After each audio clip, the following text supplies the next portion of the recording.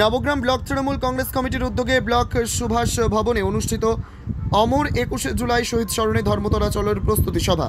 উপস্থিত ছিলেন জঙ্গিপুর সাংগঠনিক জেলা তৃণমূল কংগ্রেসের সভাপতি তথা জঙ্গিপুর লোকসভা সাংসদ মাননীয় খলিলুর রহমান মহাশয়, নবগ্রাম বিধানসভার বিধায়ক কানাই চন্দ্র মণ্ডল মহাশয়, ব্লক সভাপতি এনায়েতুল্লাহ মহাশয় সহ ব্লক নেতৃত্ব। জঙ্গিপুর থেকে তরিকুল শেখের রিপোর্ট, জঙ্গিপুর টিভি। রাজ্য থেকে প্রতি বছর যাচ্ছে, আমাদের রাজ্যে বিভিন্ন উন্নয়নের কাছে আসার কথা।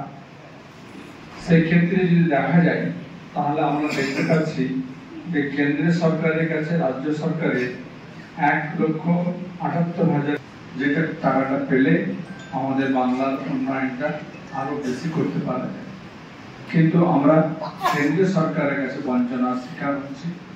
100 দিনের কাজ আমাদের এখানে আমাদের যে সমস্ত ভাইরা কাজ করেছেন তেনারা তো টাকা তো পেলেন না, শেষে কাজও থেকে বঞ্চিত পেয়েছি। অন্য রাজ্যে কাজও চালু আছে, কিন্তু আমাদের রাজ্যকে আপনার বঞ্চিত রেখেছে। সে ঠিক আবাসের ক্ষেত্রে আরো অন্যান্য ক্ষেত্রে একবারে ঠিক আপনাদের আরো একটা চাক্ষুষ আপনাদের চোখের সামনে সোশ্যাল জাস্টিস সরকার হয়েছিল, যে ক্যাম্প থেকে আমাদের নবগ্রাম শুধু নয়, নবগ্রাম, খড়গ্রাম বা জঙ্গিপুর লোকসভার মধ্যে সবগুলোই ব্লক বিধানসভায় মাপযোগ হয়েছিল।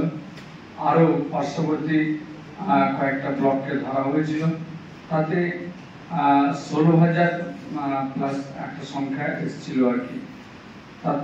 তাতে রয়েছিল কি, যেনারা সিনিয়র সিটিজেন আছেন তেনাদেরকে ধরে আর কি।